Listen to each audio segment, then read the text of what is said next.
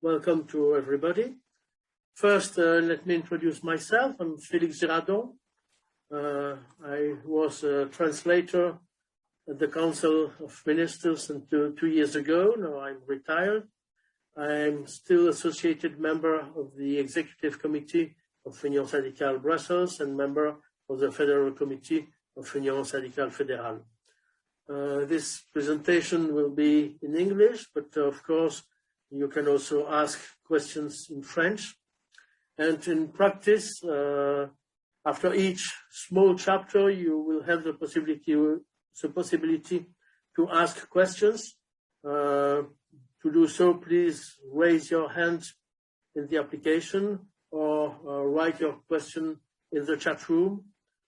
If there are too many questions and I can't answer them all, you also have the possibility to send an email to the Secretariat of Union Syndicale in your institution, and they will forward me the questions which I will try to answer afterwards.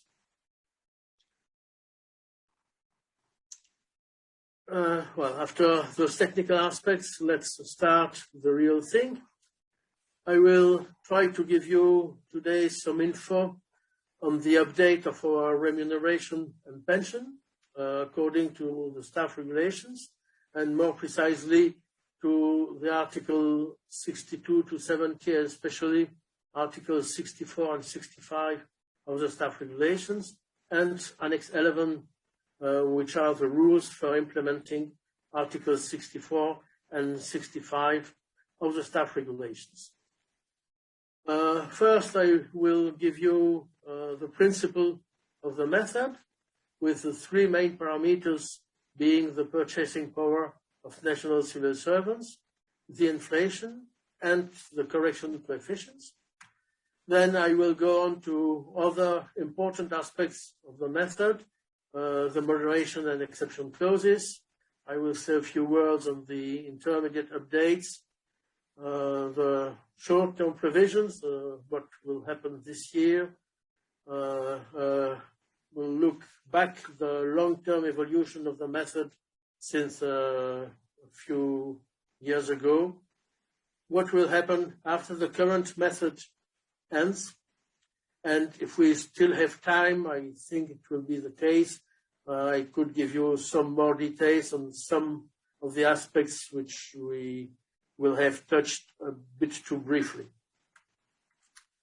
So the title is the method for updating our remuneration and pensions, but why method and why updating?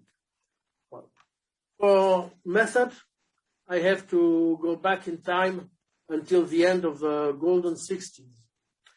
The economy was flourishing, and the purchasing power of the Western European population was rising continuously.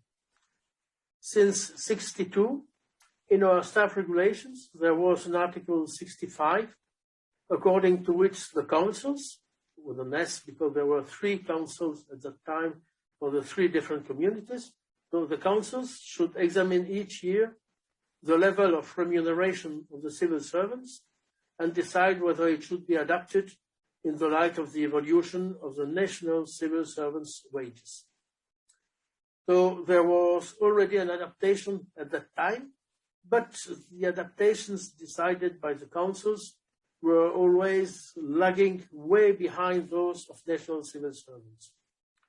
After 11 to 12 years, community staff, not the union, but the community at the time, community staff had lost more or less 25% of purchasing power as compared to the average salary evolution in the East.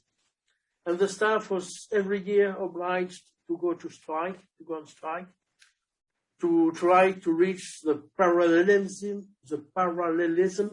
with national civil servants. Gaston Thorn was Prime Minister of Luxembourg at the time and was going to be President of the Council. And he was exasperated by the strikes and said that there should be a method to avoid them. Union Syndicale, at the forefront of the social struggle for our remuneration, presented him with a method which was finally adopted in 1972 and which continues with some minor changes until now. One of the changes concerns namely the word updating. Until some years ago, the adjustment, and here I use the word adjustment or adaptation of our salary, was decided by the Council on a proposal from the Commission, made on the basis of the method, and the Council had absolutely no margin. He was obliged to adopt the proposal as such. But in 2009, after the financial crisis or during the financial crisis, the Council decided to reduce our adaptation. Commission and Union Syndicale, and also the other unions, challenged this decision in court, and we won. In 2011, the Council again refuses the adaptation, not reduces this time, but refuses the adaptation, but this time he complies with the procedure of the exception clause. The Commission and the unions challenge again in court, but this time they lose. The Court of Justice says that the Council has the right not to adapt our remuneration in case of crisis and can decide itself whether there is a crisis. That's why for the reform of 2014, the Commission has tried to find a new method, fully automatic. They then devised some sort of legal creation called updating, meaning that the salary grid adopted by the Council after the crisis of 2011-2012 is now considered as a reference, just a reference which is updated every year, not by the Commission. It's updated without any intervention at all, just because the parameters have changed, as reflected in a report from Eurostat. Because the parameters have changed, our salary are updated, and the Commission simply publishes the updates. So that's why we now speak of updating our remuneration and no longer of adapting our remuneration. Okay. Let's now have a look at the principle of the method. The method seems fairly complicated, but as a matter of fact, the principle is quite simple. It's the parallelism with the evolution of the purchasing power of national civil servants. That is, if the national civil servants see their real remuneration, their purchasing power go up by X%, then ours should also follow the same evolution. And to arrive at this result, you must take into account three major parameters. Of course, the evolution of the purchasing power of national civil servants, and then the evolution of the cost of living. If you combine the two, you have the percentage of update of the salary grid. But all staff of the EU institutions are not stationed in Brussels or Luxembourg, so you also need to take into account the difference in the cost of living between Brussels and the other duty stations, the other places of employment, and you do this through correction coefficients or weightings, which are applied to the salary to guarantee the equivalence of purchasing power of staff serving outside Brussels and in Brussels. Just a few words also on the term correction coefficients or weightings, because my job as a translator comes back to the surface. Until 2004, the staff regulations only used the word weightings or weighted for the French coefficient correcteur. But in 2004, probably at the end of the revision by the lawyer linguists, it was decided to change from the word weighting to correction coefficient. but this change was only made in Annex 11, not in the staff regulations themselves. So now we find both words used indistinctively. They are real synonyms, correction coefficients or weightings. Okay, so far for the basic principle of the method. As you can see, it's fairly simple. You combine the evolution of purchasing power of national civil servants with the inflation in Brussels, Luxembourg, to update the salary grid. And then you compare the prices in Brussels, Luxembourg, and in other duty stations to update the correction coefficients or the weightings. I don't know if there are already questions after this simple explanation. I don't think so, so I'll go on to the different parameters a bit more in detail. And first, the evolution of the purchasing power of national civil servants.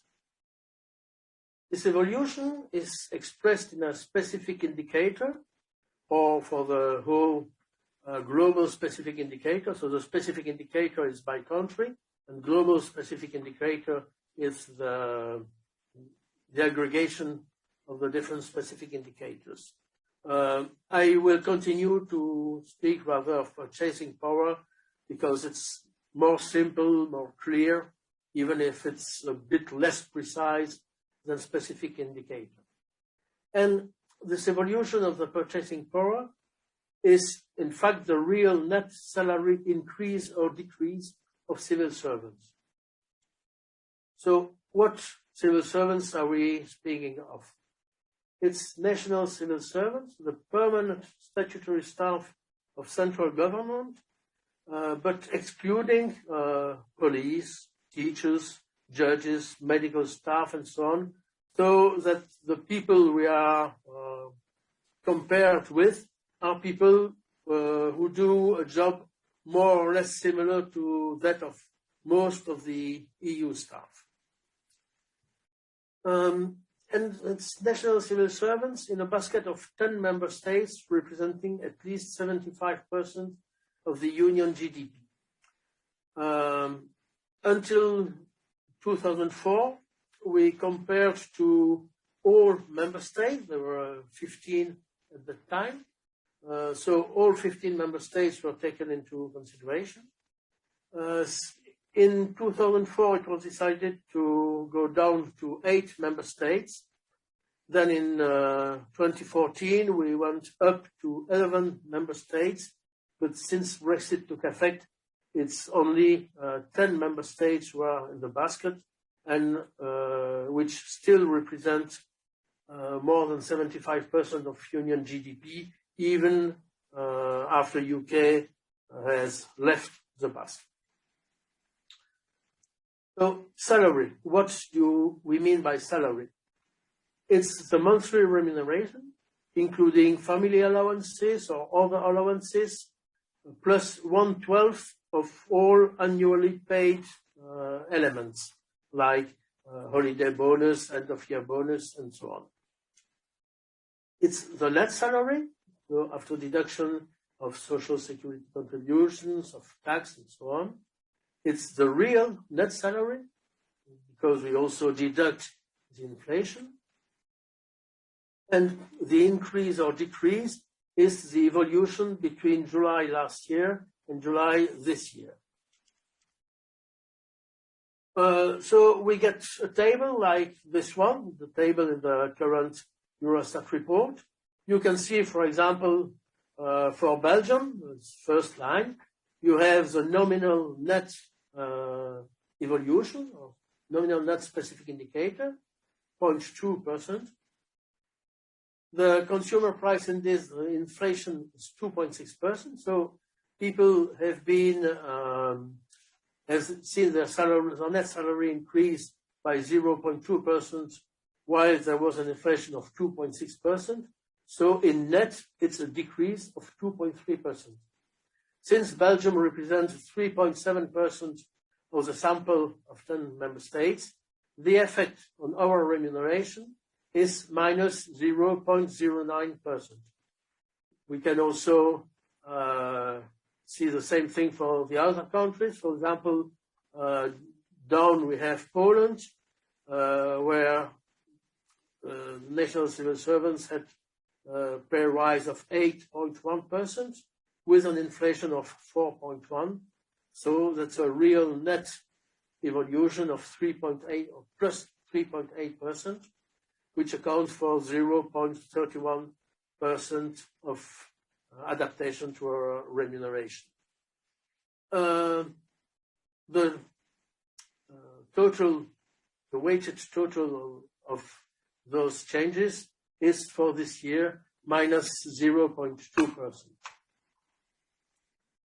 Are there any questions on this? I see some question in the chat.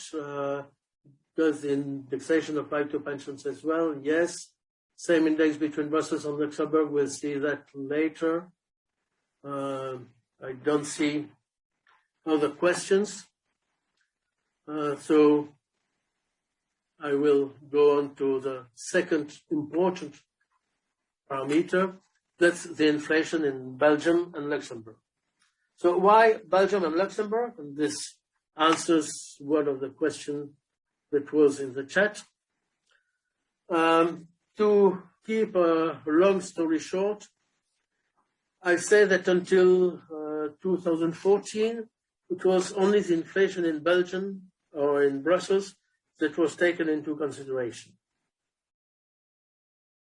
But since the beginning of the method, and even before that, since 1962 at least, Brussels and Luxembourg, which are the main seats of the institutions, were linked, and the salary or the correction coefficients for Brussels and Luxembourg were always the same.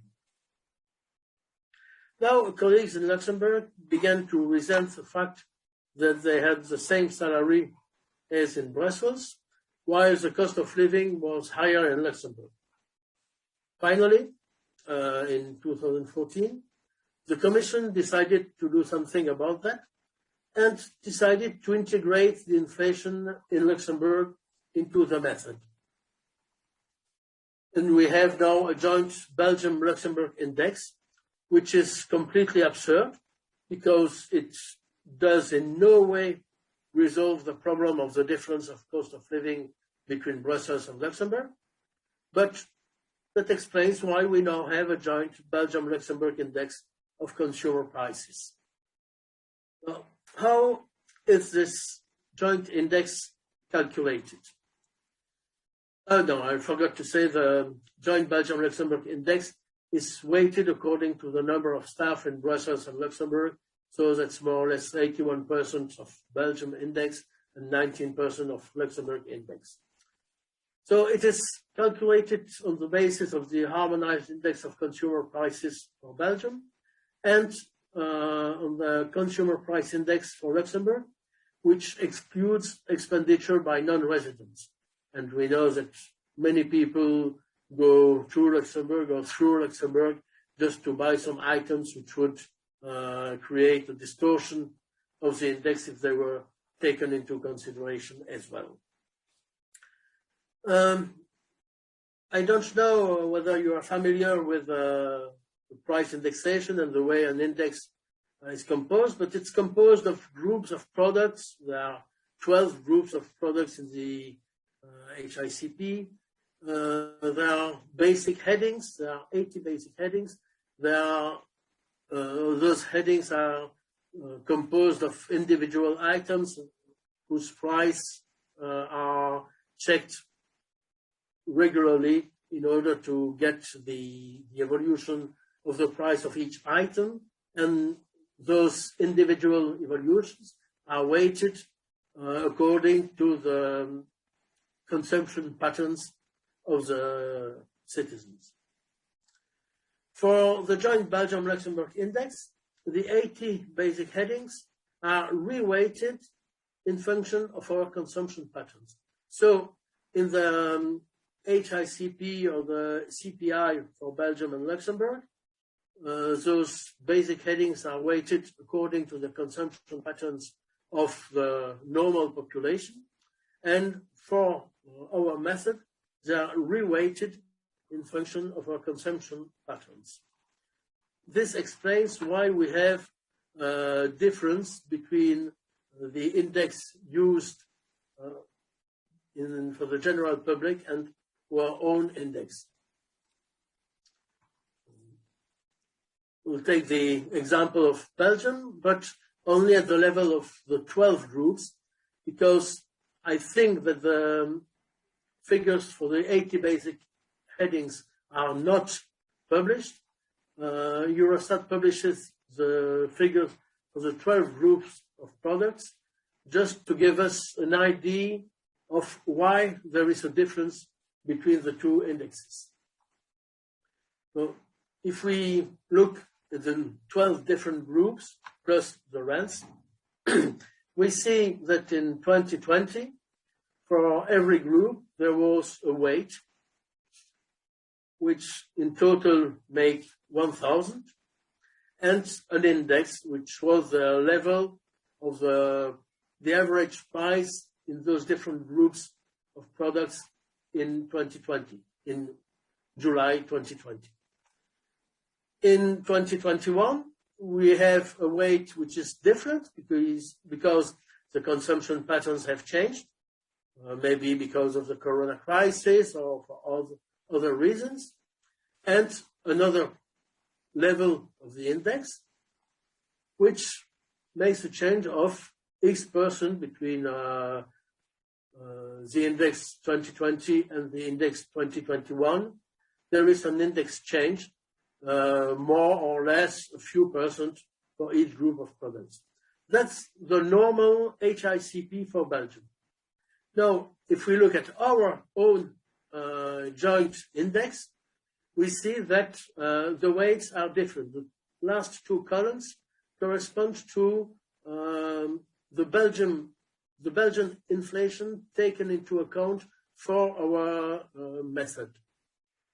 The weight, for example, of food and alcoholic beverages, which was 157 in 2020 and 180 this year, is for us only 125.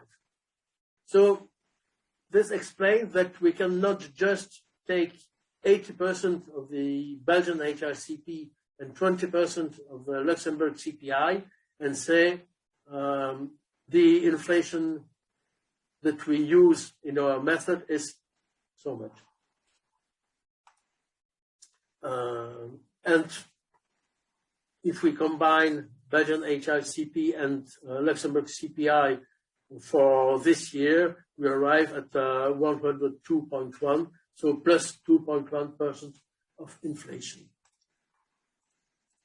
So I see, again, if there are some questions in the chat, no, joint index. Okay, Vasilis has sent a link. Okay. So these were the two main elements of the method: the purchasing power of civil servants and the inflation in Belgium, Luxembourg, which for 2021 gives us minus 0.2% for the purchasing power, plus 2.1% for the inflation, and an update of plus 1.9%. It's not just adding minus 0.2 and plus 2.9. In fact, it's multiplying the two indices.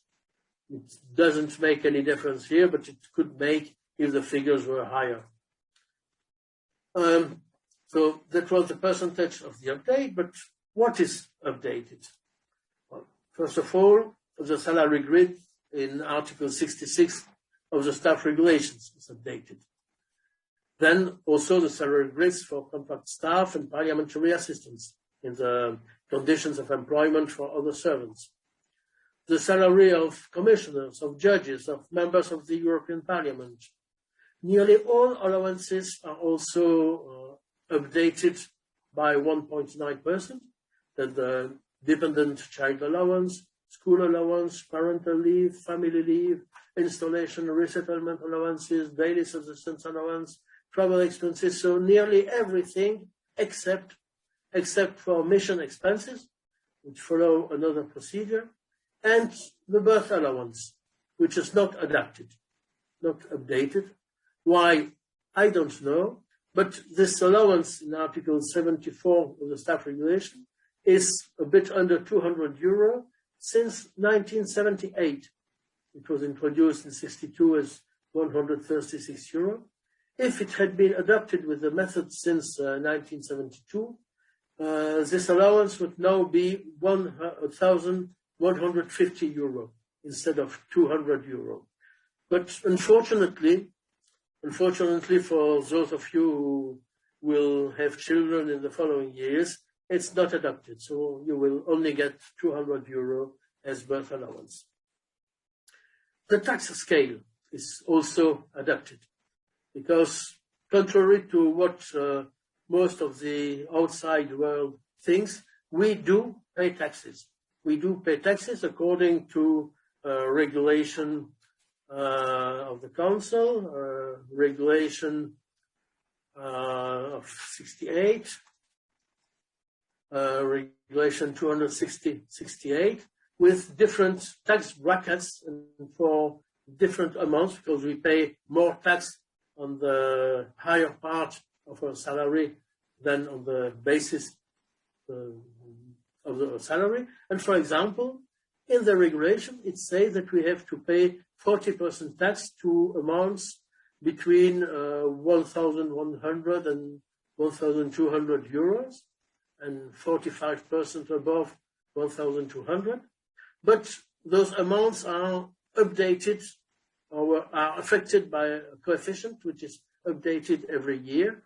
And currently, we pay 40% tax for the amount between 7,400 and 7,800 euros. And as from next month, we will pay 40% tax on the amount between 7,500 and 7,000 or 8,000 euros. So the tax scale is also adapted. Now, when are those amounts updated? Well, all parameters for the method are also always correspond to the period July last year to July this year. And the update is also retroactive to July of this year. Okay, so that was the update itself. I see that I can go on to the third parameter, which is maybe the more difficult, but I will not go into so many details on this, that's the correction coefficients. In order to guarantee the equivalence of purchasing power of staff serving outside Brussels and Luxembourg, Eurostat compares the relative costs of living of EU officials in Brussels, which is the reference city, with each of the duty stations.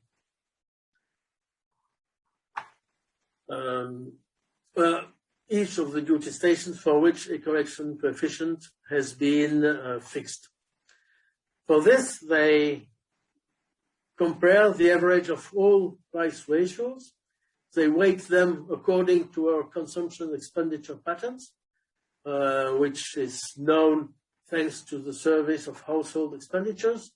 From time to time, you may have seen that you are offered a questionnaire for a survey of household expenditure.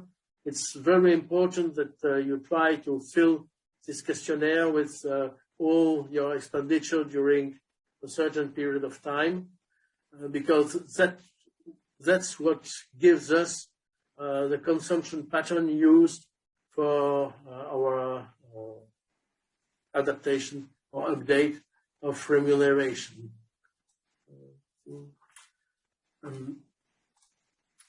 There are correction coefficients calculated for all EU capital cities, plus other places of employment, especially Karlsruhe and Munich in Germany, and Varese in Italy. Varese is at the ISPRA Joint Research Center.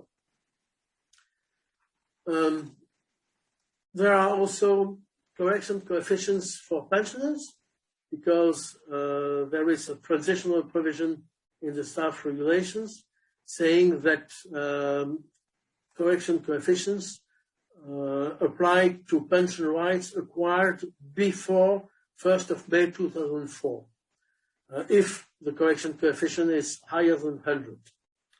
For all pension rights acquired after 2004, there is no correction coefficient. They are always paid with coefficient 100. The correction coefficient for pensioners is very similar to the correction coefficient for active staff, but it's a country correction coefficient, not a capital city or duty station correction coefficient. And the main difference is the cost of accommodation, because usually rents are higher in the capital than somewhere far away in the province. So the main difference is the cost of accommodation. There are also correction coefficients calculated for staff serving outside the union. We have staff in many, many duty stations all around the world, in delegations, which are more or less the same as embassies for different countries, but we have delegations. Correction coefficients are calculated for 141 duty stations in cooperation with the United Nations and the coordinated organizations. They exclude completely housing costs, because housing costs are covered by a special allowance in Annex 10, the annex for people serving outside the Union. So the cost of living in those outside the Union duty stations is calculated by excluding the housing cost. There is another important feature for outside the unions. The correction coefficients are only applied if you request it. And usually staff or colleagues only request the application of a correction coefficient if it is higher than 100. So for the correction coefficients, I have a look at the chat. Pension contributions, also updated yearly, then information of the personal distance and pension. For this year, your pension contribution, I will say just a word afterwards. Now, there a question about the tax. Le prêt hypothécaire conduit à des réductions chez les fonctionnaires nationaux. Est-ce que cette réduction a été prise en compte pour notre adaptation, s'il vous plaît? Merci d'avance pour votre réponse. I will reply, enfin, je vais répondre en français puisque la question est en français. Non, pour le calcul de notre impôt, la seule déduction qui entre en ligne de compte, c'est pour les enfants à charge. Il y a une déduction pour les enfants à charge. Il y a une déduction forfaitaire de 10% pour les frais, oui, pour certains frais et dépenses, mais il n'y a aucune des réductions prévues par tous les systèmes fiscaux nationaux. Ce qui fait que même si proportionnellement nos fourchettes d'imposition sont plus favorables que celles des États membres, enfin des citoyens des États membres qui payent leurs impôts directement, en fin de compte, si on regarde les grands agrégats économiques et le montant total des taxes que nous payons par rapport à nos salaires, on voit qu'on paye relativement la même chose que les citoyens des États membres.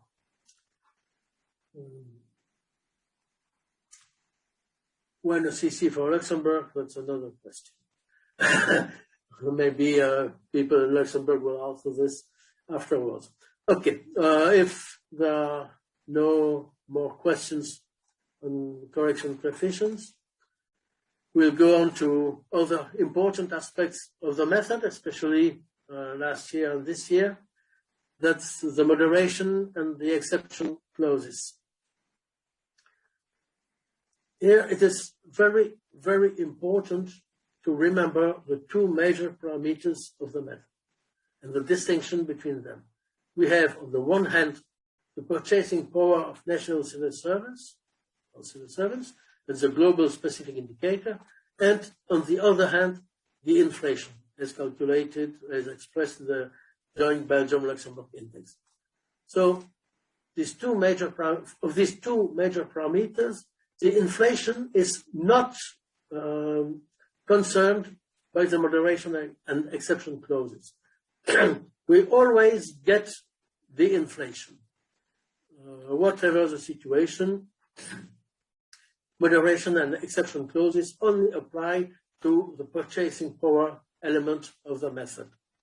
I've just seen a flyer from another union saying the opposite, but let's remember, inflation, whatever the situation, we always get our salary updated or adapted to cover for inflation. So first of all, the moderation clause. If the purchasing power evolution in the member states is more than 2%, in plus or in minus, so if national civil servants have a real increase or decrease of more than 2% of their purchasing power, then the update is not applicable on the 1st of July completely, like it's usually the case. On the 1st of July, retroactively, we get only the inflation we always get, the inflation plus or minus the 2%, which is part of the purchasing power element. And the remainder of the purchasing power element we get on the 1st of April of the following year. That's the moderation clause. Now, the exception clause, it's a bit more complicated because there are two conditions that have to be fulfilled for applying the exception clause. There must be a decrease in the union GDP, and the purchasing power evolution must be positive. If this is the case, then we have three possibilities. If the decrease of the GDP is between 0 and minus 1%, then more or less like for the moderation clause, on the 1st of July, we get the inflation plus 1/3 of the purchasing power element. And on 1st of April of the following year, we have the remainder, the 2/3 of the purchasing power element. If the decrease of GDP is between -1 and -3%, then we have on the 1st of July only the inflation, but we always get the inflation, and on the 1st of April next year, the complete purchasing power element. So that's no longer 1/3, 2/3, that's no purchasing power element on 1st of July, and the full purchasing power element on 1st of April.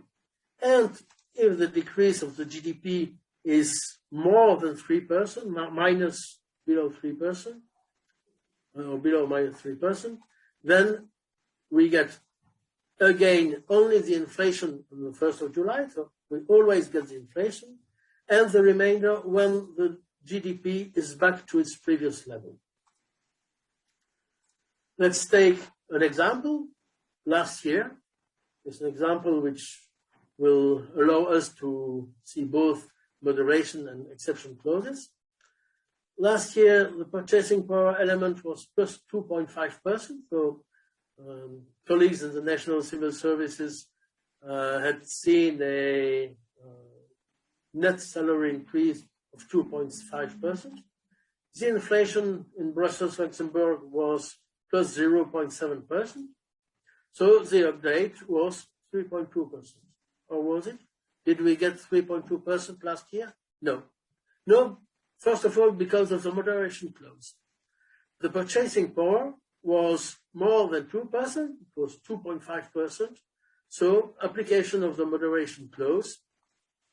On 1st of July, we get the index in the inflation plus 2%, that's 2.7%. And on 1st of April, we get the remainder, that's 0.5%. But did we get that last year? No, again, because there was a drop in the GDP. So instead of the moderation clause, we are in the exception clause case. The drop of the GDP was forecasted at minus 8.3%.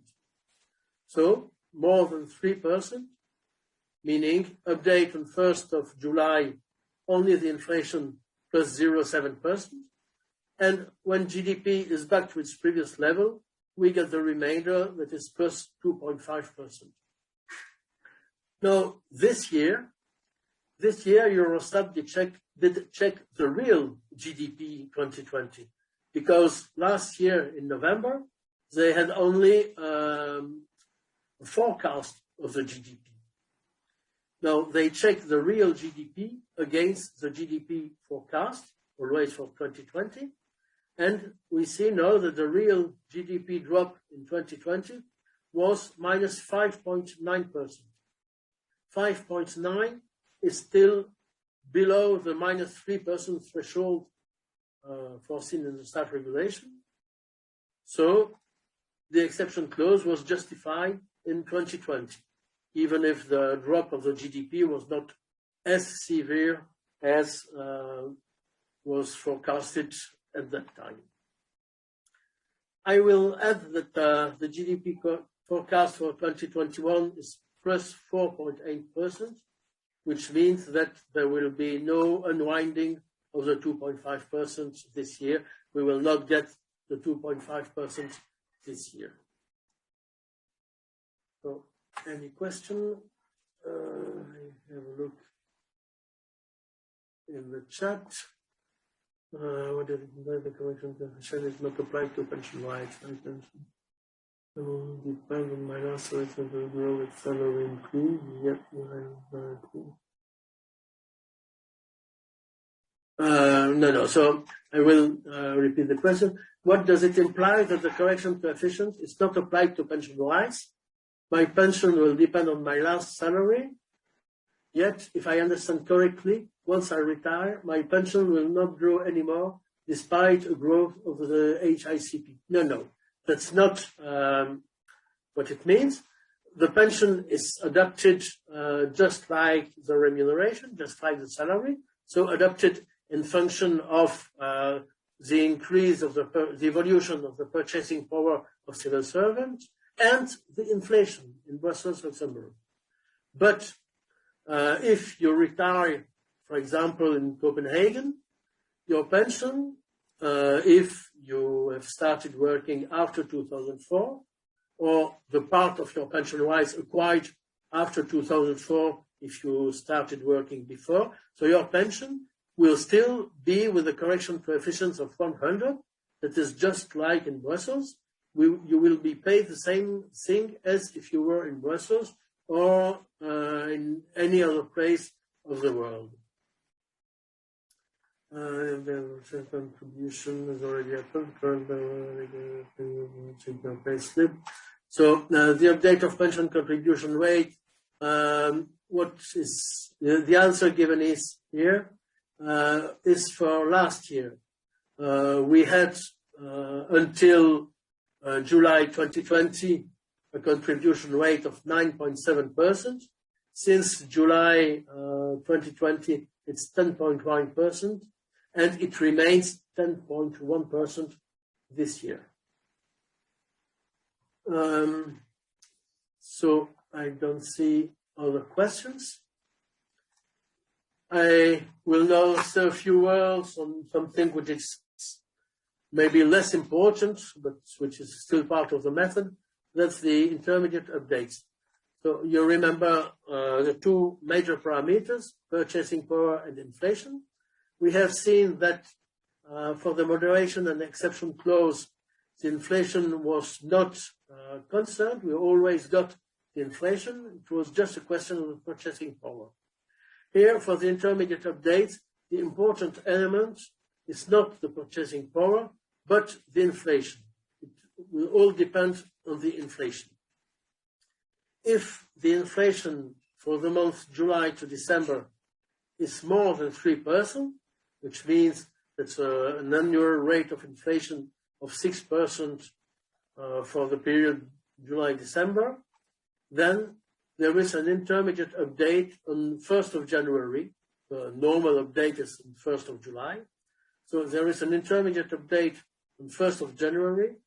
This update will be composed of the inflation element plus half of the purchasing power element forecast if this is negative.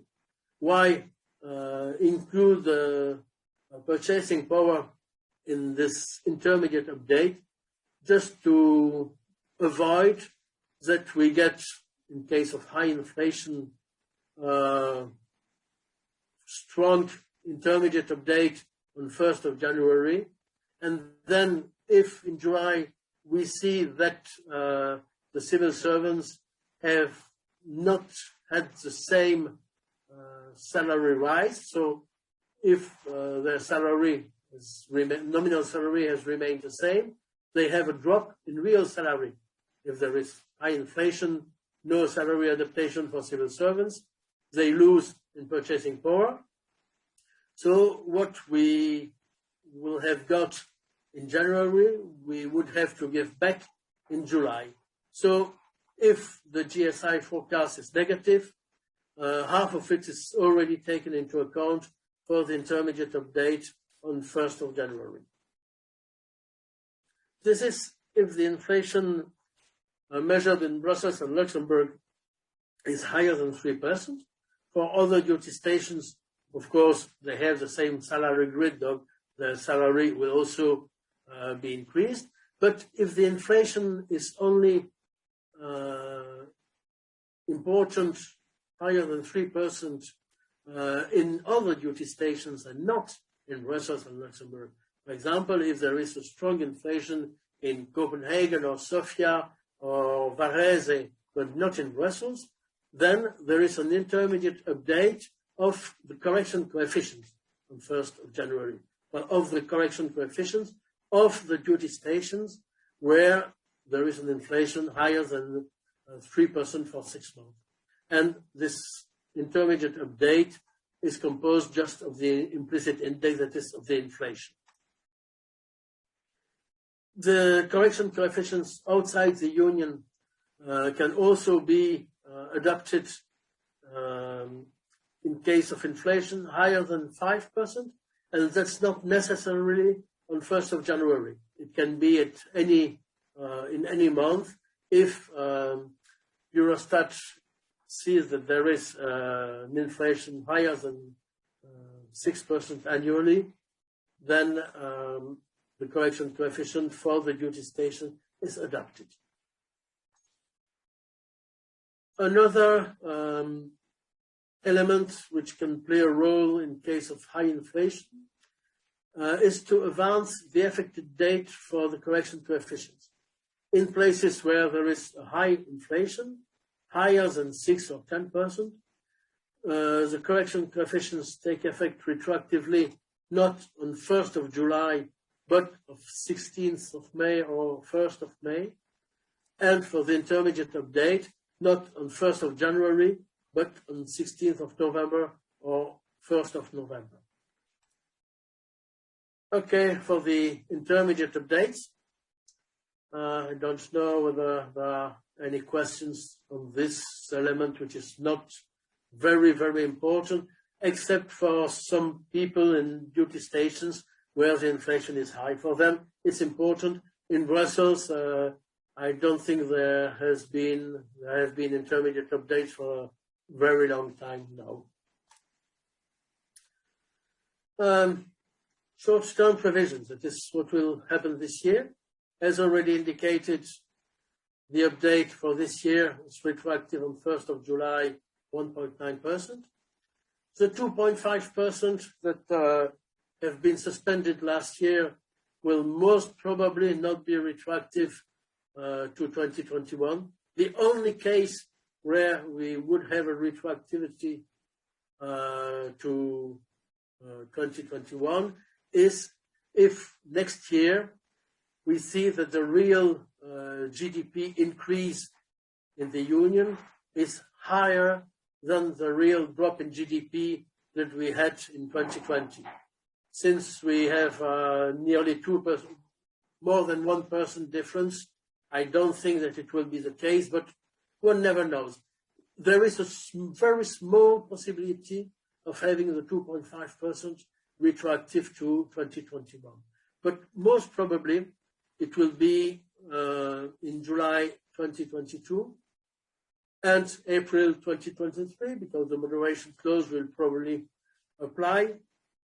And I say probably 2022, because if the economic recovery in 2021, 2022 is very weak, it is not impossible that even in 2022 we have not recovered the GDP level of 2019. But that's the problem. And I already said it to answer a question. There is no change in the pension contribution rate this year. Pension contribution rate, which is calculated on the basis of Annex 12. There has been a change last year, but this year, no change in the pension contribution rate. So for everybody, plus 1.9%, knowing that for some correction coefficients, for some duty stations, the adaptation will be higher or lower. Now, just a little graph on the long-term effect of the method. Here you have a graph showing the situation since 1981. That's more or less the consolidation of the method, because before 1981, we already had a method since 1972, but it was not really robust, and it was challenged a number of times. There were short-term methods. So the real method, as we know currently, rather dates back to 1981 and 1991. I have chosen 1991 as a comparison point. So you see in purple the purchasing power evolution, and that's a cumulative figure. That is, if we take level 100 in 1991, then we had a small drop, and then purchasing power remains nearly the same. Then we had an increase in the purchasing power element.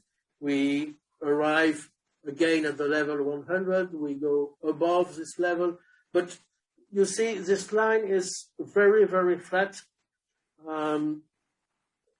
The evolution of the purchasing power of civil servants, if it sometimes goes a little bit higher or lower, comes back to the normal level rather rapidly.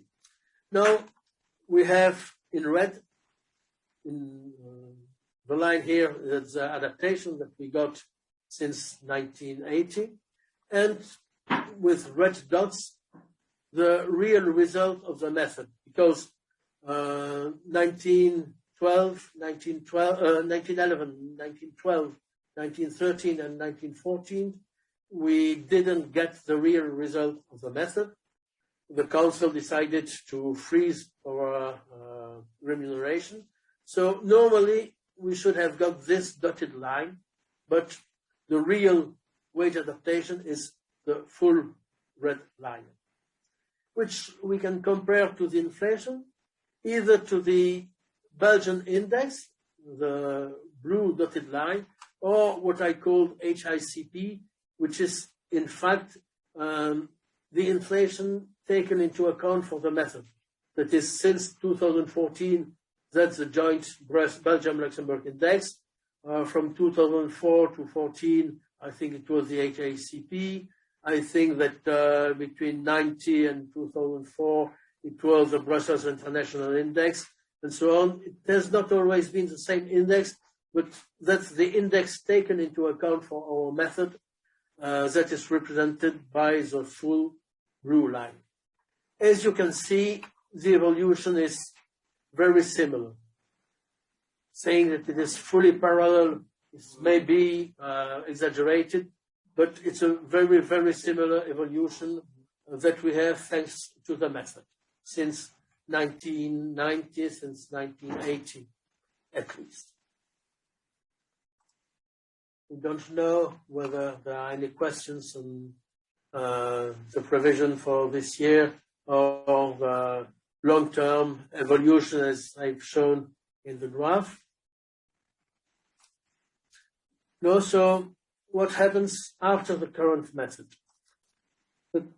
It's important to note that in Article 15 of the Annex 11, the text says that the provisions of this annex will apply from 1st of January 2014 to 31st of December 2023.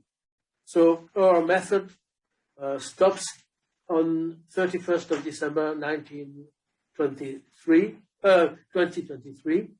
which means that after the update of this year, we will also get the update for 2022 and for 2023, and then what? Then before 31st of March 2022, the Commission shall submit a report to the European Parliament and the Council. And on the basis of this report, which will most probably be accompanied by a proposal to adopt a new method, the Council and the Parliament will decide. But we also have a sentence saying, as long as the European Parliament and the Council have not adopted a regulation on the basis of the Commission proposal, this annex and Article 66A of the staff regulations shall continue to apply provisionally. So even if there is no new method in force on the 1st of January 2024, this method will continue to apply provisionally until European Parliament and Council have arrived to an agreement. Annex 11 of the method of Article 11 of Annex 11, that's Article 11, the exception clause, also says that if relevant, the legal consequences resulting from the application of the moderation and exception clauses shall continue to have full effect even after the date of expiry of this annex, as referred to in Article 15.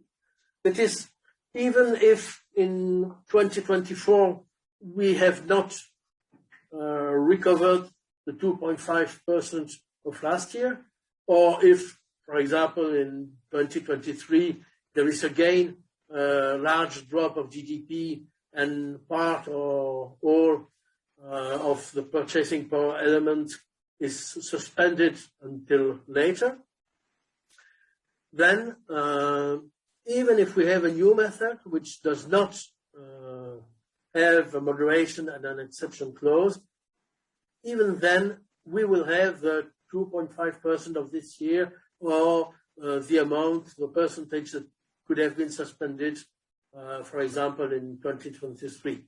So that's a guarantee that those 2.5% are not lost. So, any questions? I see that there is a question about somebody that said definitely just to you. It's a binary here.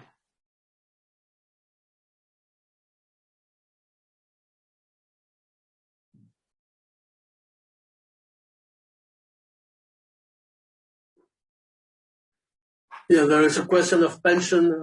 It's not related to this presentation, but I can say that if you retire after an unpaid leave, after a CCP, of course, your pension will be based on the value of the salary grid in Article 66 at the time when you retire, and will be adapted then every year.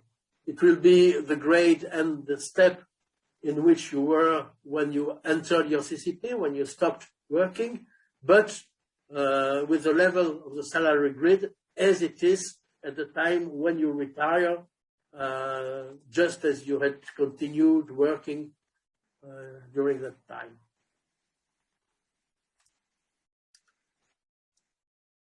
So I see that there are already indications now to reduce our salary and pensions as from 2024. That's an interesting question. No,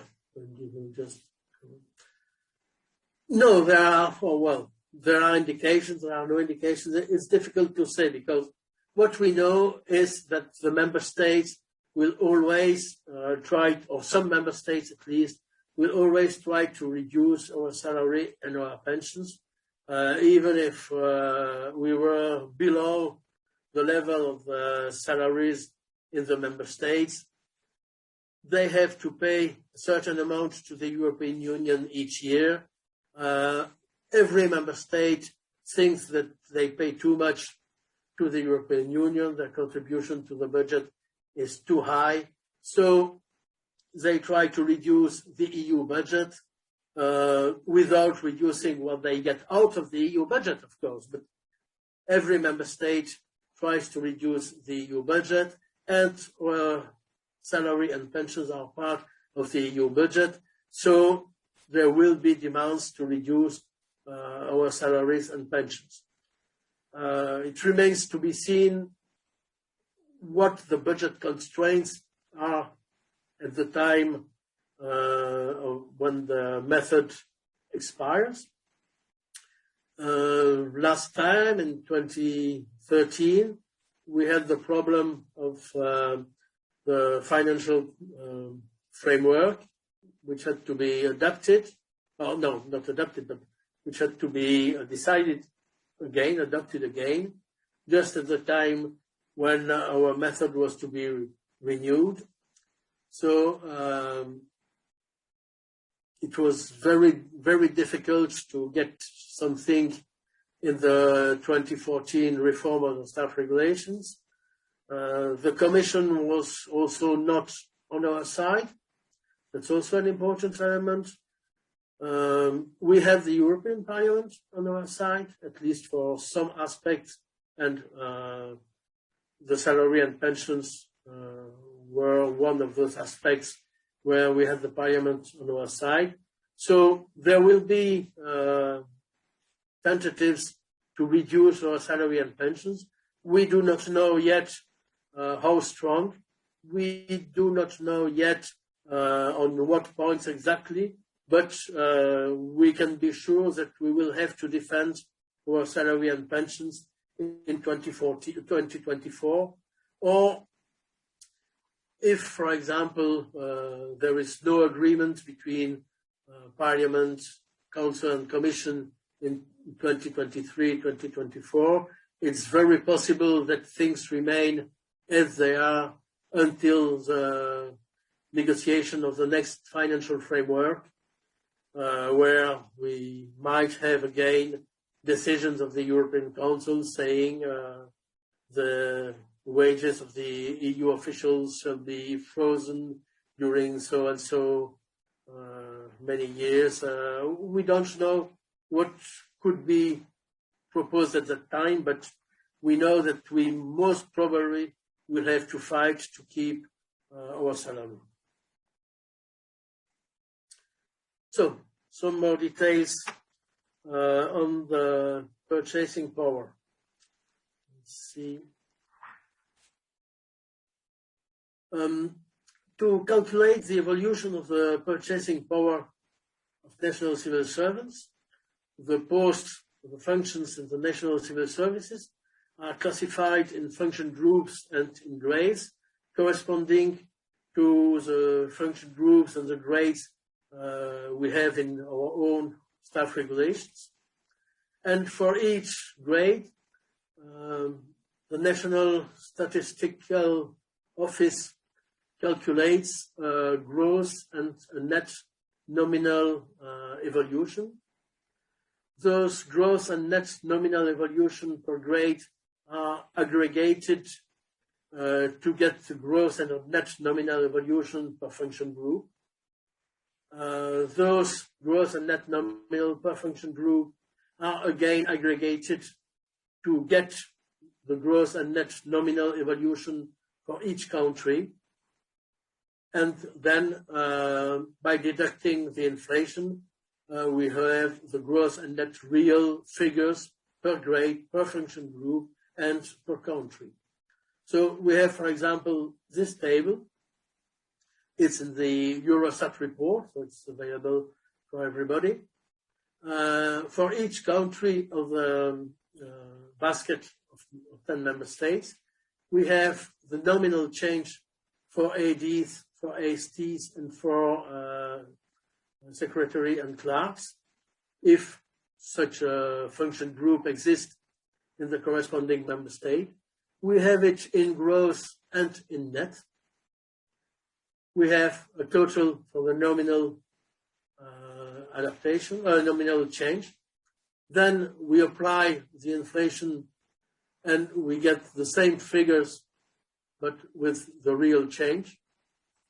And if we compare that with the table we have seen at the beginning with the real net specific indicator, that is the purchasing power of national civil servants, which is really taken into account for our method, we see that 97.7% is minus 2.3.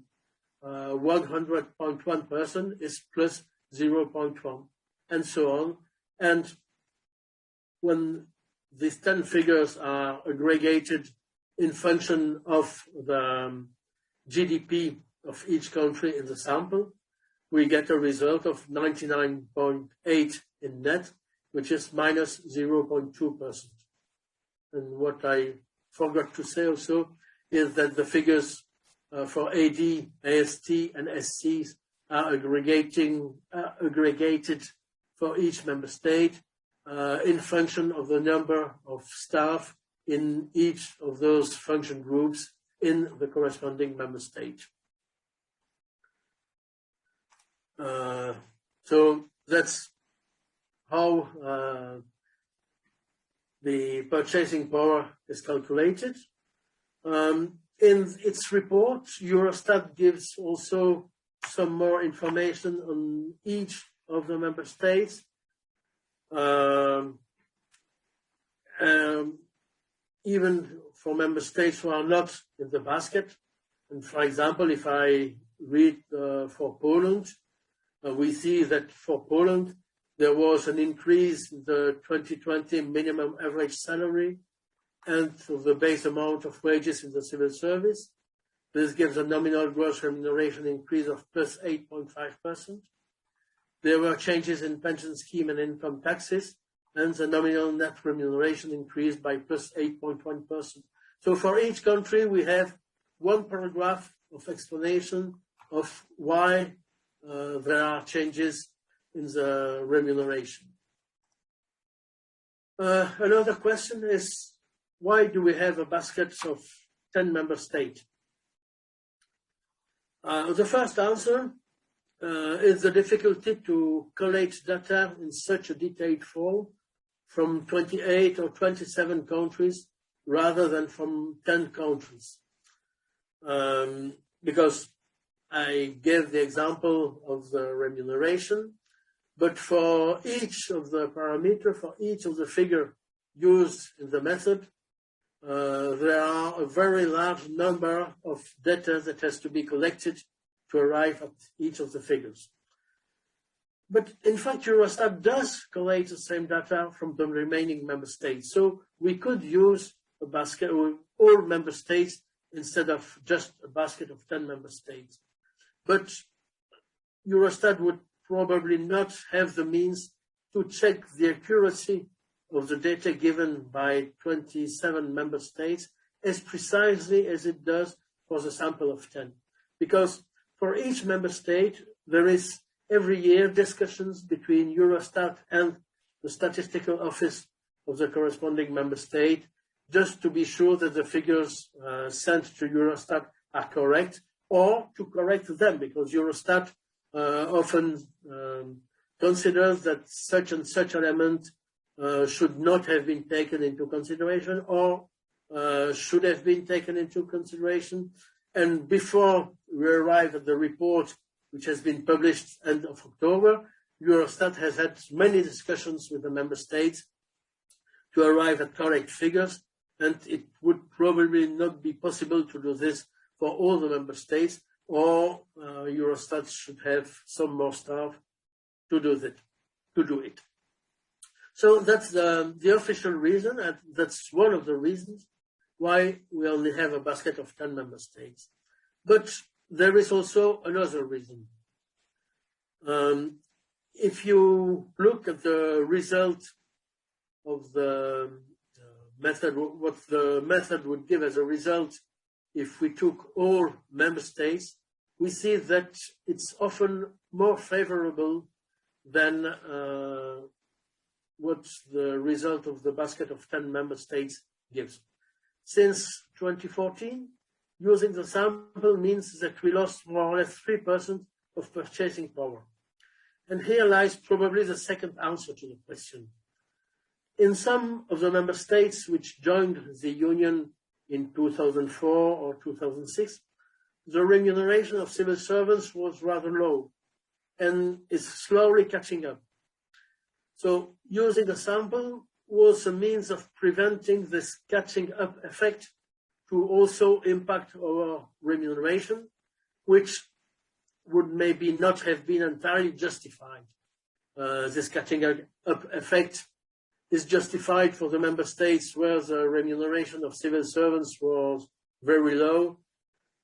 I'm not sure it would be justified to use it also for our remuneration.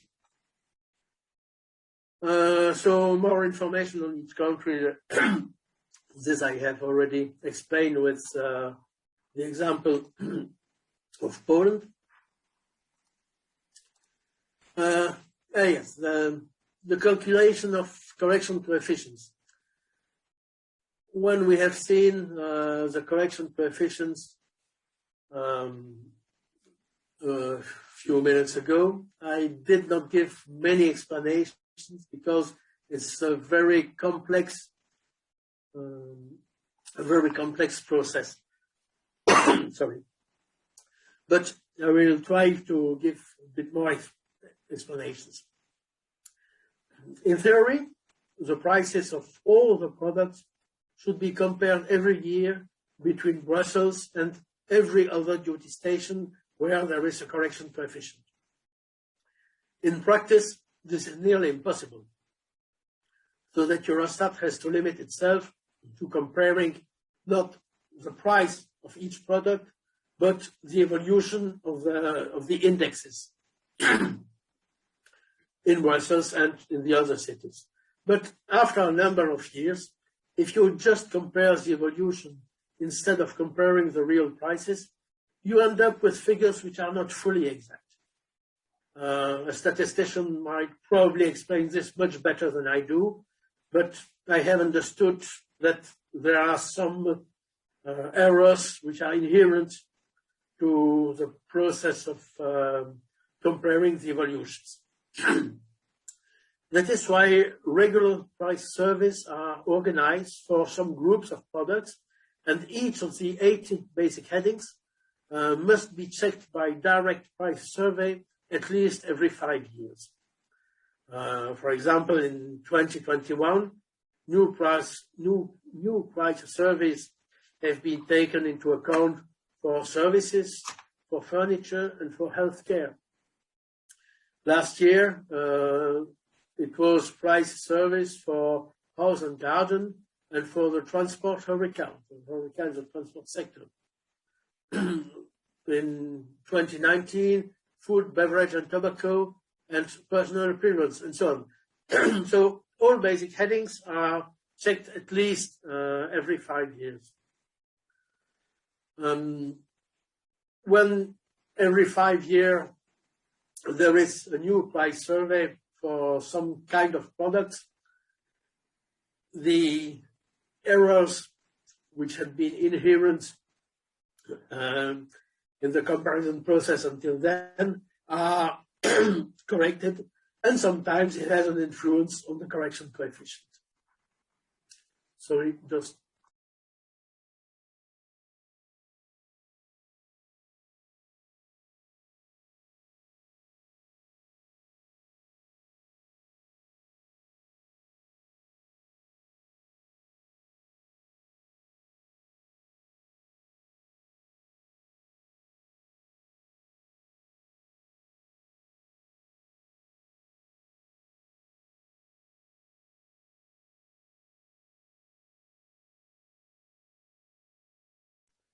Okay. Thank you. So now you hear me again. For housing, the costs of accommodation, so the rent or the acquisition of a house, the procedure is different, and special rent surveys of estate agents are carried out each year at each place of employment, including Brussels, to calculate an economic parity for the basic heading accommodation costs for tenants, that is the rent. For another basic parity, which is the accommodation cost of owner-occupiers, it is what your house, what are the expenditures on your house if you are owner of the house. We use the same figure as for the rent. So in each place of employment, and in each place of employment, the surveys on housing are concentrated on the districts where EU officials are likely to live. So we do not take, or Eurostat does not take the rent in any place of Brussels, in any district of Brussels or of other duty stations, but where people live. Another element which is not yet in the method, but which could be incorporated in the method in the future, is out-of-area expenditure. So you remember that when an EU officer in Brussels is paid 100, the same officer in the same function group and grade would be paid 61.7 in Sofia and 134.2 in Copenhagen. That's the correction coefficients. But with this 60 or 130, they would be able to purchase exactly the same thing than in Brussels with 100. At least if they buy things in Brussels, in Sofia, or in Copenhagen. But if the three officials go on holiday with their family in the Canary Islands or anywhere else, all three will pay the same price. And this price will be proportionately much higher for the colleague in Sofia who only earns 61 than for the colleague in Copenhagen who earns twice as much. And the same applies when those colleagues want to buy a house in their country of origin or in another country, or when they order goods online from abroad, for example, books or I don't know what on the internet. So if we really wanted to guarantee the equivalence of purchasing power as a whole, this out-of-area expenditure should be taken into account. But it is very difficult. One cannot imagine a specific correction coefficient for each official according to how much and where he or she spends his or her money abroad. We might have a mix between the correction coefficient of the duty station and the correction coefficient of the home country, if we think that most of the out-of-area expenditure is in the home country, or between the correction coefficient of the duty station and the global correction coefficient for the EU.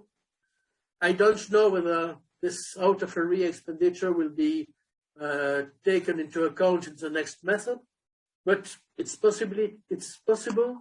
There are discussions ongoing in the expert groups, and it will most probably only be possible if we change the method, so after 2023. I see that there is a question. No, that was an answer by Vasilis. Thank you, Vasilis, for having answered the question. Exchange rates. That's also something very complicated as regards the correction coefficients, because if we are in the euro area, we don't have any problem of exchange rates. But for people who are not in the euro area, there is this exchange. So, as I mentioned earlier, to determine the correction coefficient, we compare the price of a basket of goods and services in Brussels with the price of similar goods and services in each of the other places of employment, giving an economic parity for each place of employment. So an economic parity between this place of employment and Brussels. But if the local currency is not the euro, the economic parity is not directly meaningful. It does not give a real image of what is happening. For example, we have the parity Prague-Brussels, which is 22.44, and Copenhagen-Brussels, which is 9.9. What does it say? Nothing, because it's in local currency. To arrive at the correction coefficient, we have to divide the parity by the exchange rate. And here I have the table where you have the parities in 2020 and 21 with the change.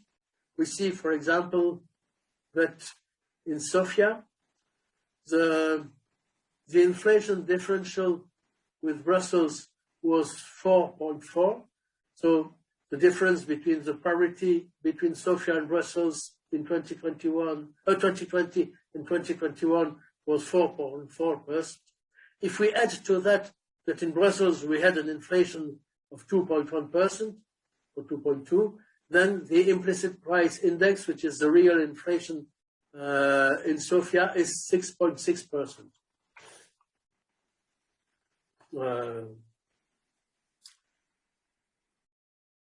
But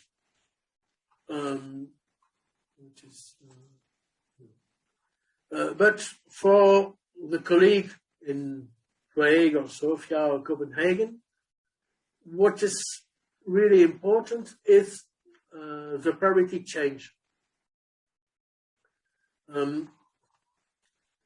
If, for example, the exchange rate for Prague, which is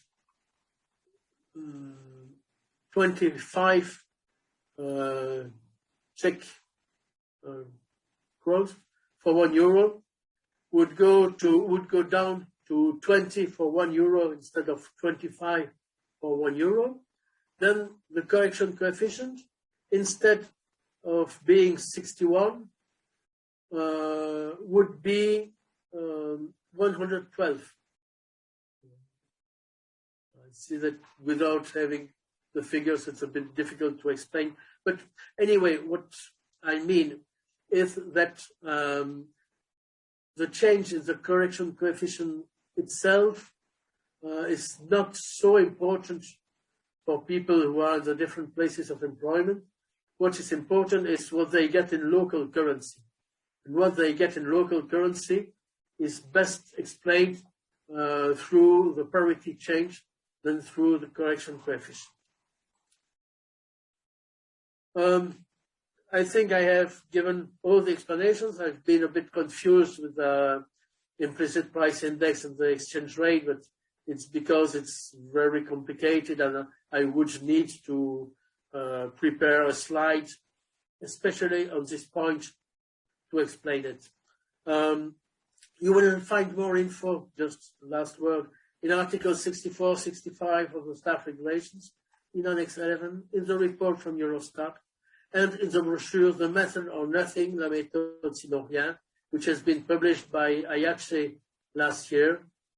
You will find the report from Eurostat and the brochure on the website of Union Syndicale, and you can also find much info on the Eurostat website.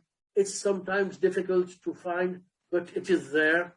Don't hesitate to search for it.